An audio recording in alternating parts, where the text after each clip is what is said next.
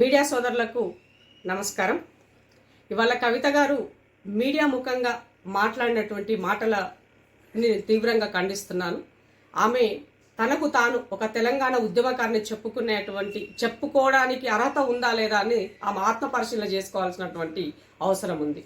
ఎందుకు ఈ మాట చెప్తున్నానంటే, జే జే హే తెలంగాణ అనేది అందశ్రీ గారు రాసినటువంటి, ఒక దళితుడిగా తను రాసినటువంటి ఆ పాట తెలంగాణ ఉద్యమంలో ఆ పాట లేనిది ఎక్కడా కూడా, ఈవెన్ ఒక చిన్న మీటింగ్ కానీ ఆ ధూమ్ధామ్ కానీ ఏదీ లేదు. ప్రతిదీ కూడా ఆ పాటతోనే మొదలయ్యింది, ఆ పాటతోనే ఎండ్ అయ్యింది.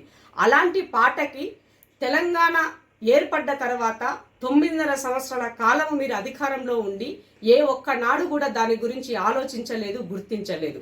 ఎందుకు అనంటే, ఒక దళితునికి గుర్తింపు దక్కుతుంది, ఒక దళితుని పాటకి పట్టం కట్టాల్సినటువంటి పరిస్థితి ఏర్పడుతుందని మీరు చూసినటువంటి చిన్న చూపుకే ఇవాళ నేను ఈ మాట చెప్పాల్సినటువంటి పరిస్థితి ఏర్పడింది.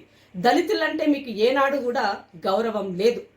ఒక సిఎల్పి నాయకుడిగా దళితుడు ఉంటే కూడా జీర్ణం చేసుకోలేకపోయినారు.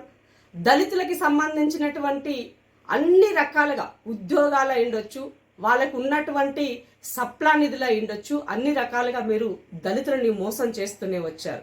మరి వాళ్ళ కొత్తగా ఏర్పడ్డటువంటి ప్రభుత్వం ఆ పాటకి పట్టం కడితే జాతీయ గీతంగా రాష్ట్ర గీతంగా గుర్తిస్తే మీకెందుకు ఇంత అక్కసోని అడుగుతున్నాను నేను.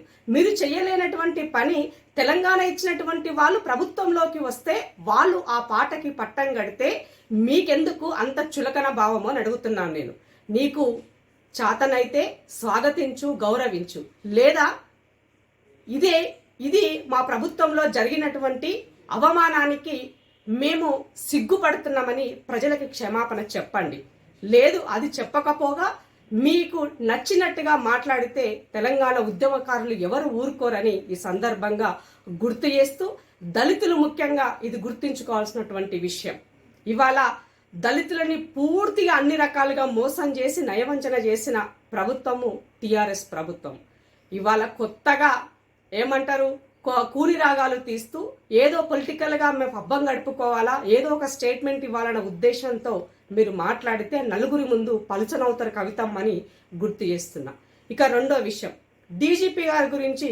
అంటే తెలంగాణ ప్రభుత్వంలో డీజీపీగా అత్యధిక కాలం కొనసాగినటువంటి మహేందర్ రెడ్డి గారు ఇవాళ ఏర్పడ్డటువంటి కాంగ్రెస్ ప్రభుత్వంలో తనని టీఎస్పీఎస్పీ చైర్మన్గా ఏర్పాటు చేస్తే, అతని పట్ల ఏర్పాటు 2 వారాలు కూడా కాలేదు, అతని పట్ల ఒక అడ్వకేట్ ద్వారా 1,00,000 కోట్ల రూపాయలు అవినీతి చేశారని చెప్పేసి మీరు ఆరోపణలు వచ్చాయి. ఈ ఆరోపణల నేపథ్యంలో జ్యుడిషియల్ ఎంక్వైరీ మేము కోరుతున్నాం, అవసరమైతే గవర్నర్ కూడా కలుస్తామని కవిత గారు చెప్పారు.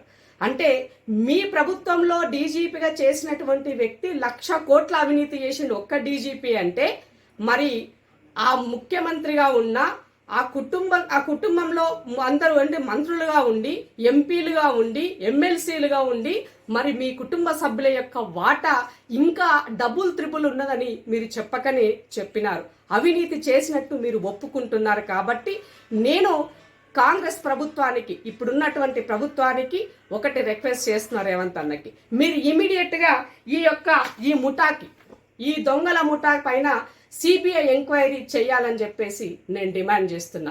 కవితమ్మనే ఒప్పుకుంది కాబట్టి జ్యుడిషియరీ ఎంక్వైరీ చెయ్యాలని చెప్పేసి ఆమె మిమ్మల్ని డిమాండ్ చేస్తుంది. కాబట్టి మీరు ఇమీడియట్గా వీళ్ళపైన కూడా జ్యుడిషియరీ ఎంక్వైరీ కాదు, ఎందుకంటే అది మొదట జ్యుడిషియల్ పోస్టు, బట్ వీళ్ళు ఇవాళ అధికారంలో లేరు, మంత్రి పదవులు అనుభవించినటువంటి వాళ్ళు, కర్త కర్మ క్రియ అయినటువంటి తండ్రి, కొడుకు, కూతురు, అల్లుడు, ఇంకో కొడుకు, వీళ్ళందరి పట్ల, వాళ్ళ ఆస్తుల పట్ల పూర్తిగా మీరు ఎంక్వైరీ చేయాలని, వీళ్ళపైన సిబిఐ ఎంక్వైరీ కోరాలని చెప్పేసి నేను డిమాండ్ చేస్తున్నాను.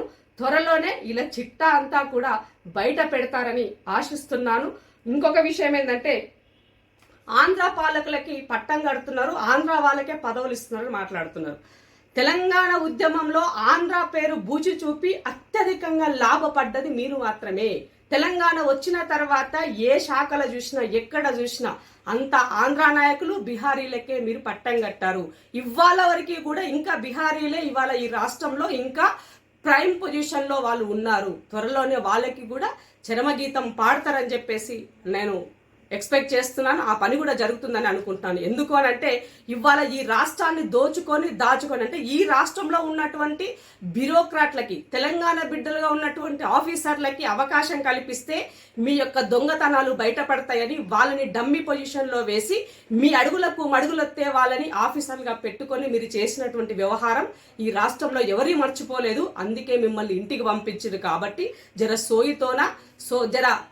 జాగ్రత్తగా మాటలు మాట్లాడేటప్పుడు జాగ్రత్తగా మాట్లాడితే బాగుంటుందని మాత్రం హితువు పలుకుతున్నాను. ఎందుకంటే రాజకీయాల్లో అన్నది అధికారం ఒకరికి శాశ్వతం ఎప్పుడూ కాదు.